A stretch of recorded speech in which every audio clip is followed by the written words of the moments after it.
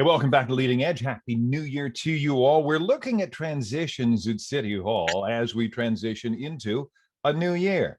We just spoke with two members of City Council leaving that body, and now I welcome in for his first ever visit to Leading Edge, one of the newer members of Council, John Hobbs III. Mr. Hobbs appointed to council back in, I think, 2020. When vacancies were created, as you recall, by federal bribery charges being leveled against 4 council members, none of whom have been convicted, I hasten to add.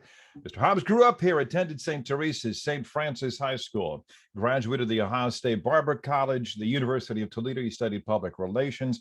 I believe has added grant writing certifications. He pastors the Dominion Fellowship Church in Toledo's Old West End. That church houses a drug rehab ministry. I don't know what he does when in his spare time. I don't see how he has any spare time. Mr. Hobbs, welcome. Finally, it's good to finally get you on the show. We've come close a couple of times. I'm glad we finally got this done. Good morning, Mr. Anderson. I'm so honored to be here today. Growing up my whole life and watching you on the news, and oh boy, just a legend. Did that a long time, man.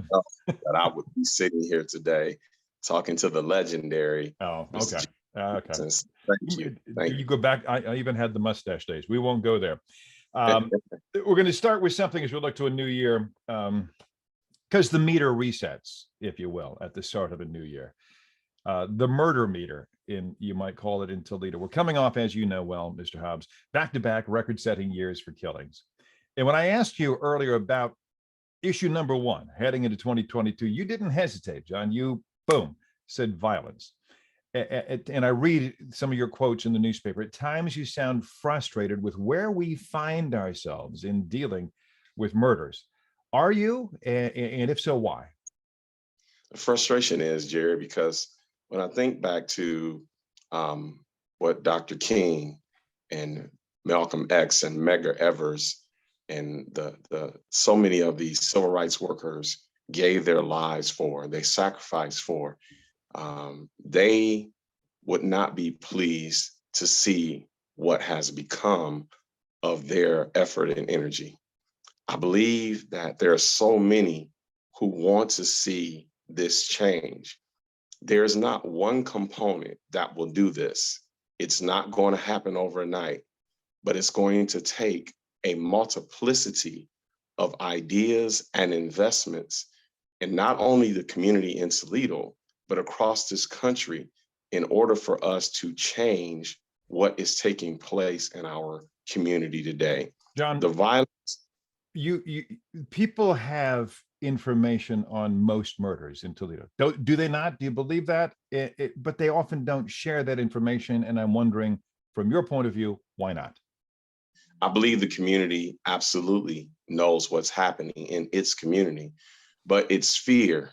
Number one is fear of retaliation, because if I talk about what happened, what happens, and somehow the perpetrators find out about it, then myself and my family or those that are close to me would be retaliated against. Number two, there is a distrust in the community between law enforcement and the community, in the Black community, the Hispanic community, the poor white community. There's a distrust. I'm not saying that it is the community's fault.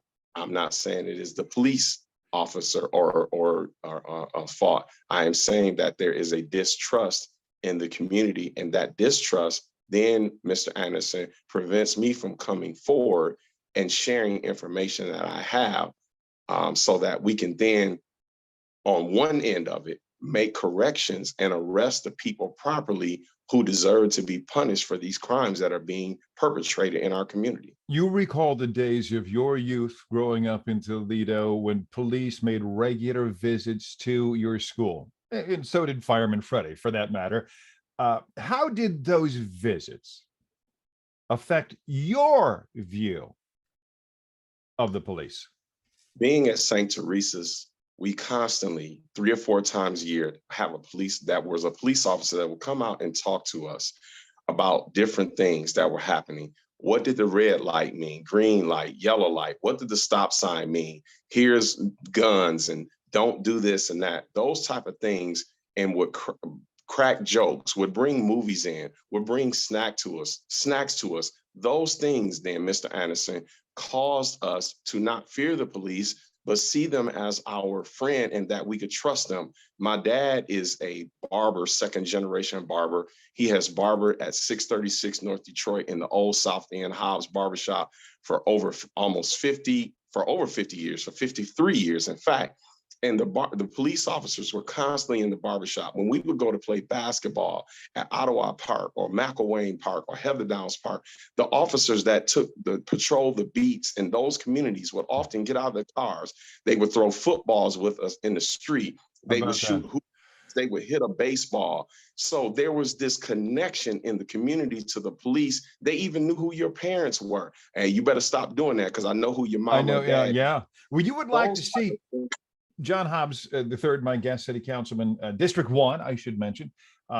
You'd like to see a greater police presence in our schools, but do we have the bodies to do that? And that's the problem, Mr. Anderson. The problem is not that Chief Crawl and the mayor don't want more police. They don't want community policing. It's that in this day and age, because there is such a negative view of police officers, because the community does not trust the police officers, and because the police officers are not sure who they can reach out into the community. But here's the thing, Jerry, Mr. Anderson, I'm sorry. No, Jerry's good. Ever change anything from the outside in, you've got to change it from the inside out. And so we need more people to become police officers. Listen, Chief Crawl, the mayor, city council, we're doing everything we just had the most diverse class of firefighters ever come through. We're doing everything we can to get those to become involved with the police department. But unless we do, unless more minorities and women become a part of the police department, the changes that the community say they won't happen. The mayor has his own approach to dealing with violence, youth violence especially. The violence interrupters. Jawan Armour has been a guest on my show. Do you agree with that approach? Mr. Armour is the mayor, and Mr. Armour and the violence interrupters, anything, I agree with anything that will help curtail the violence that is taking place in our city. Jawan Armour is an extremely bright man. He graduated from Central Catholic. He was a phenomenal football player, graduated from the University of Miami of Ohio.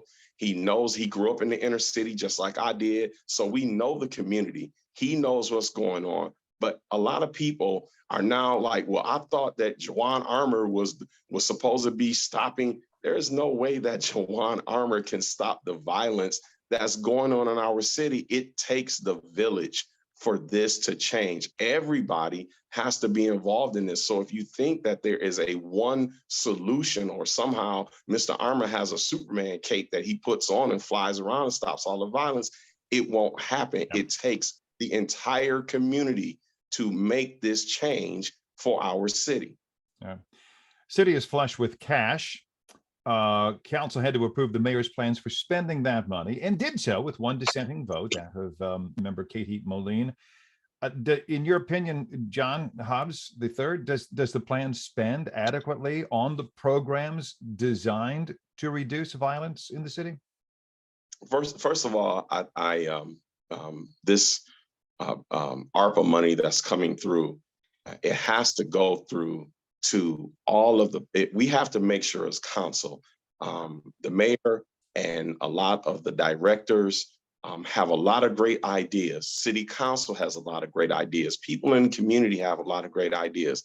And so what we have to do is we have to make sure as council that we approve for this money to go to the right place.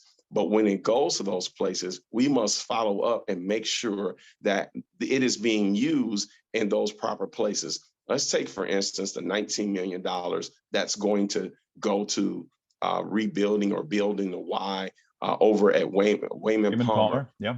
The building, the $19 million.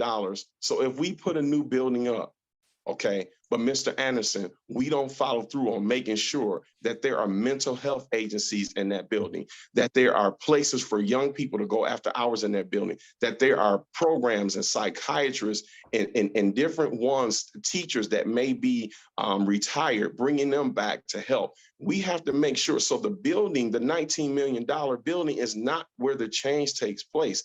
It's going to be the programming. John Hobbs III, Democrat, District 1, member of Toledo City Council. I'll be back right after this.